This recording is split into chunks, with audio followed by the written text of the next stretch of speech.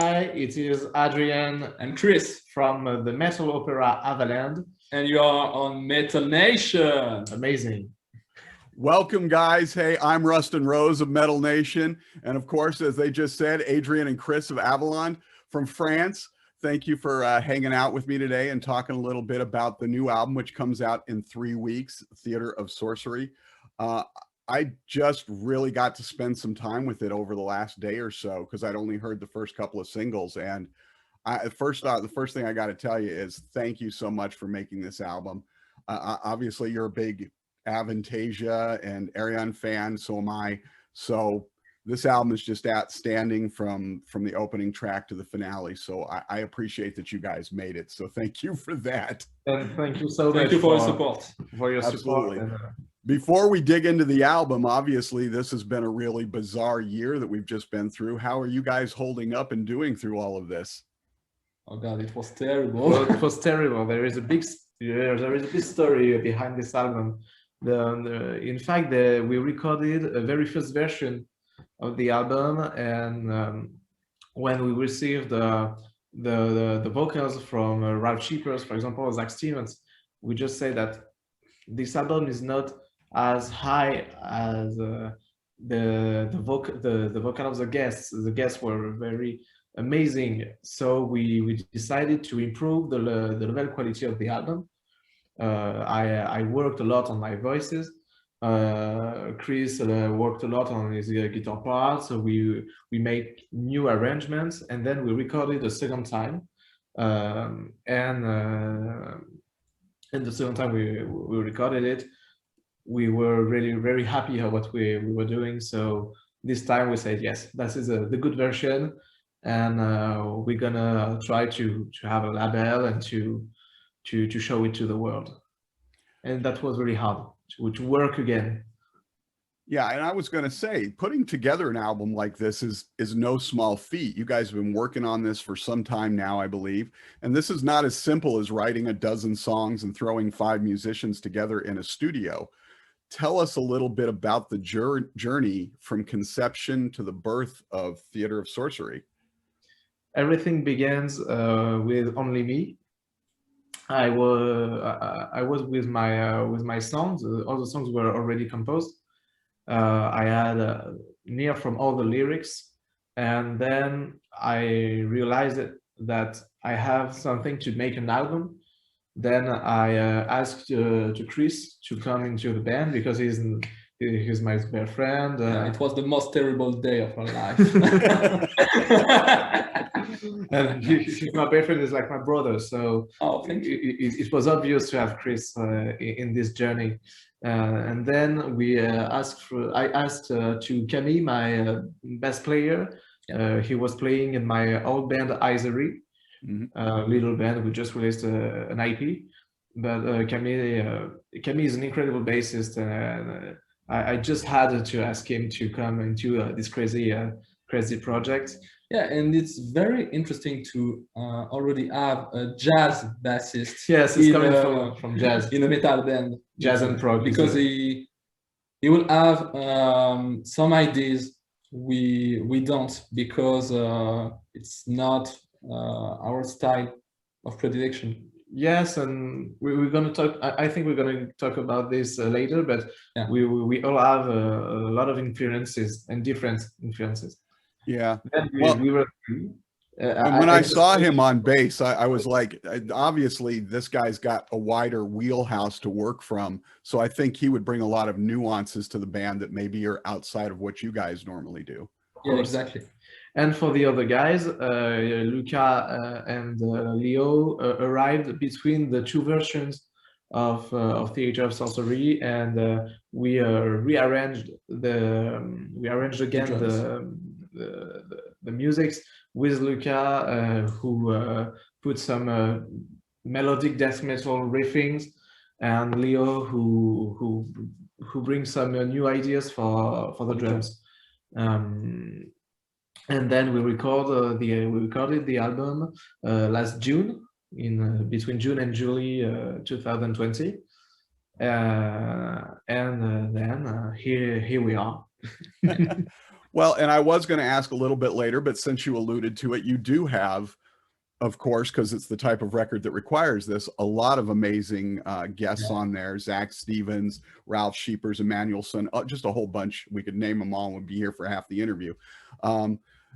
Putting this together, though, I mean, did you already have in mind some of the people you wanted for specific voices? How did you sort of put all that together and decide who to reach out to? I had my characters, and I was thinking about which kind of voices I like to have for this or this character. Then I thought about Ralph Sheepers because he's an amazing singer. He's a real powerful singer, and it was obvious for him to be the king of Avaland, for example. And for Zach Stevens, I was hesitating between Zach Stevens and Bob Catley for the storyteller, for example. It was more easier for me to ask Zach Stevens. I had some contacts, so I asked to Zach, but I already had the ideas of which kind of voices I wanted for each character. Right. And then I asked a lot of people, and some one of them responded. Some of them, yes. Some of them answered very positively.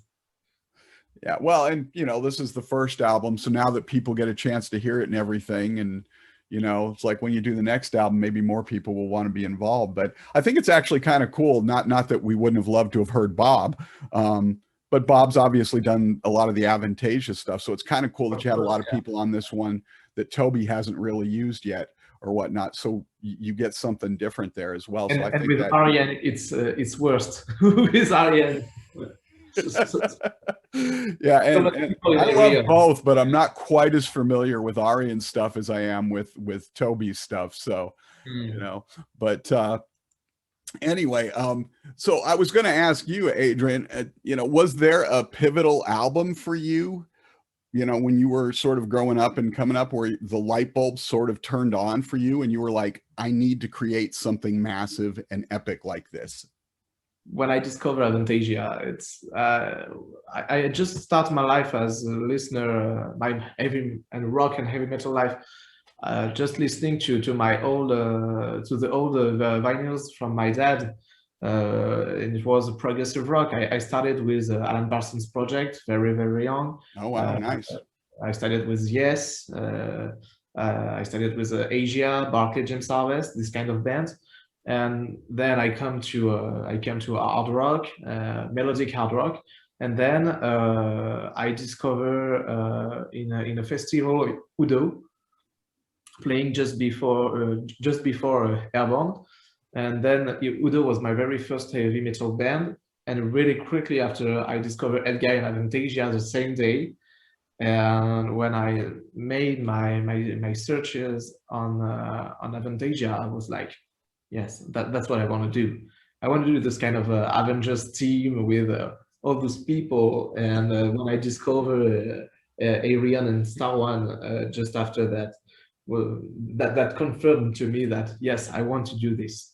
And just 5 years ago, on my birthday, but 5 years ago, I saw the first time Avantasia on live, and just with the final song with all the guests on the stage, just have this picture and say to me, I want to do this picture, but in my version. I want to do this.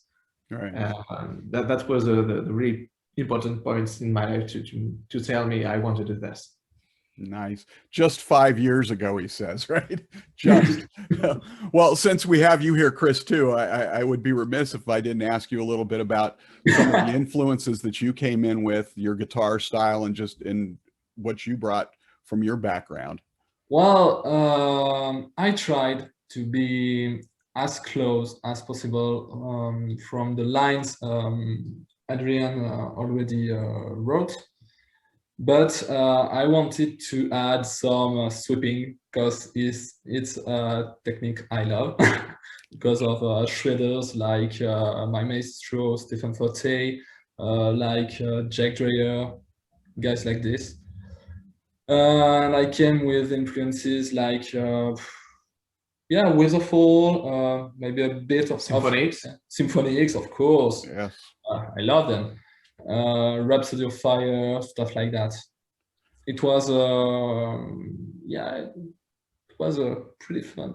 But it wasn't easy at all. No, not easy at all. My fault. Because I hadn't the skills. I had to try. I had to work. Sorry, a lot for this album. It was really a challenge for me. Both of us have to work a lot for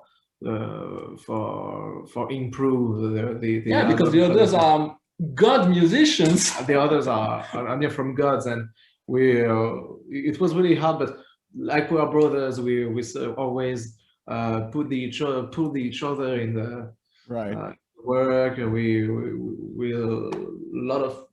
work a lot together. Yeah. So as we live together.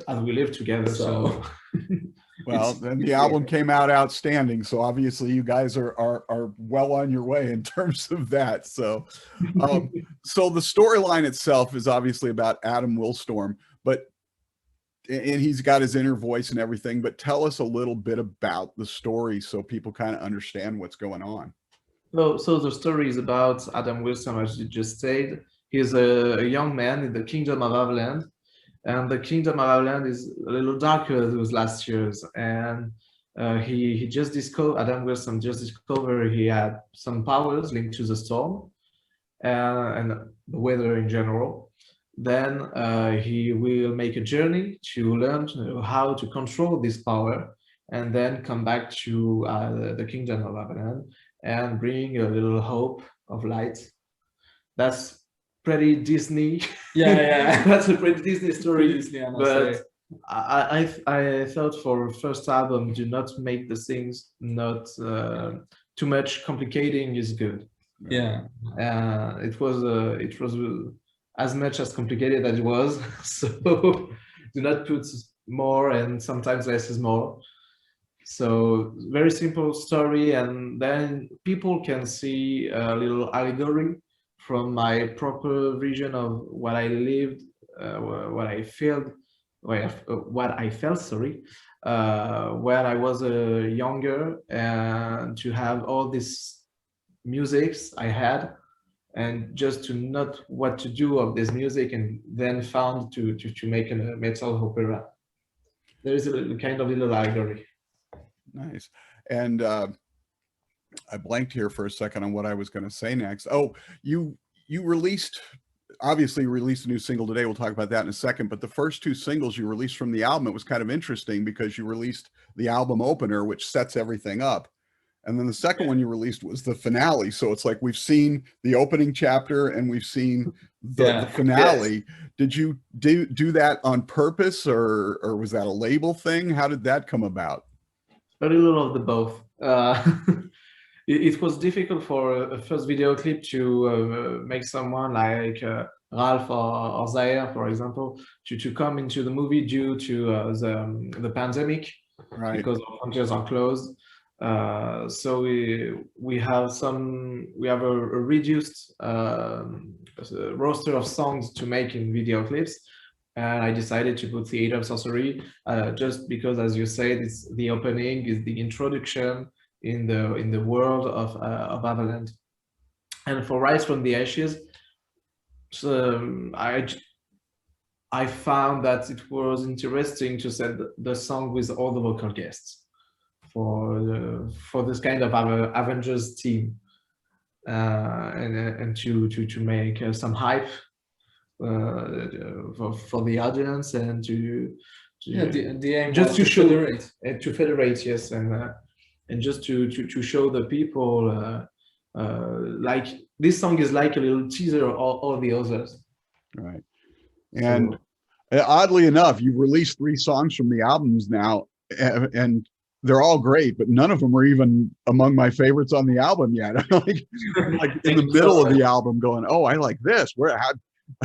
I'm sorry I didn't get my ears on this sooner. So, and about this, that was really that wasn't easy at all to choose the singles, because we asked to some people around us, many people. Every people say just that their favorite song wasn't the same that another, and everybody had his favorite song on this album, and we are very proud of this because it's like a good sign for Absolutely, yeah. the album. So yeah, I mean, the first time I went through it, I was like, Storyteller was kind of my thing, and then the next time I went through it, it was a different track, and I'm like, there's just, and I think it's one of those albums that really bears repeated listening to really digest all the nuances of it too, and really appreciate all the things that are going on, the varied textures and layers.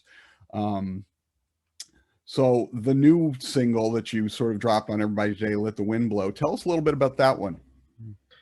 it's the moment in the story when the Adam Wilson just finds his powers and just don't know how to use it, don't know how to do with this, and he's afraid to hurt someone. He started a little conflict with himself. He's afraid, and his best friend, sung by Jeff Kanji, and his beloved, sung by Haley, just push him to make something of his power, and to just not let it like it is, to let the wind blow, just to set free this power. Right, release it, let it go, and just go with it. Right. So. It's kind of Frozen, let it go. Frozen. Ours is let the wind blow. It's the same. Obviously, like you said, you've had the songs written for a while. You recorded the album back during the spring and summer of last year. So you've sort of been sitting on this for a while, which means I'm assuming the creativity has continued to flow. There's already new songs being written for the next album. Are we going to see more of Adam, a sequel, or is his story done and this is going to be an entirely different thing when you do the second album, a totally different tale? I'm a little crazy. I have stories for 10 albums. Nice. And this is in a big timeline, like Adrien. I was inspired by Adrien for this kind of things. For example, the next album is a prequel of this one, and the timelines will be very different. For example, there will be sometimes between the chapter 0 and chapter 1, but chapter 1 and chapter 2 are very close, and I'd like to release all the chapters in this order, like Adrien. Nice. To put some to some make Easter eggs, to make people think and search, make theories about what I will tell. When we talk about that, I see a puzzle. Yes, a puzzle. That's a puzzle. a timeline puzzle. Now, you guys have 3 more weeks, as we said, before the album is finally out. Will there be a 4th track that comes out before then, or are you just going to wait till the album comes out to let everybody hear the rest of it? There will be a 4th track on the song "The Holy Kingdom of Fools." Nice. That's with Jeff, and I wanted to put a song with only Jeff Kanji because he's not known, and he have that's a shame. That's a fucking shame. He has such a powerful voice. He is an amazing friend, and this song is can federate a lot. This song can federate. It's a real powerful power metal typical song. I was thinking about the first Guy songs, for example, like Tears of a Mandrake or Send Me a Sign for Gamma Ray, for example. And there is a little bonus on this. That's our bassist Camille plays some slap on the chorus. You have a very powerful chorus, and just behind you heard boom, boom, boom, boom. And that's very crazy, and that corresponds to a lot of the songs. So that was a wise choice, I think. To and it was very fun to record. And we prepare a little bonus for after the release of the album, but we will not say more about this. All right. Well, we're very excited for the album to come out in a few weeks. I appreciate you guys taking some time to talk with us about it and everything. So before we get out of here, because for you and for sort of the backstory on Avaland, this all sort of started with Toby and Adrien and Avantasia and whatnot. from each of those two bands, what is your quintessential song? Oh, Quite difficult. quite difficult. For Avantasia, I will say I really, really love the very first one, the very first album, and the very last. Moonglow is for me one of the best albums Toby could compose in his career. And for Avantasia, I will say the Ravenchild on the last album, Yeah. and Sign of the Cross on the first one. And for Adrien Lucassen, it's also difficult because there is Star One, and I started Adrien and Star One with Star One. So for Star One, I would say Intergalactic Space Crusaders. I love this fucking song.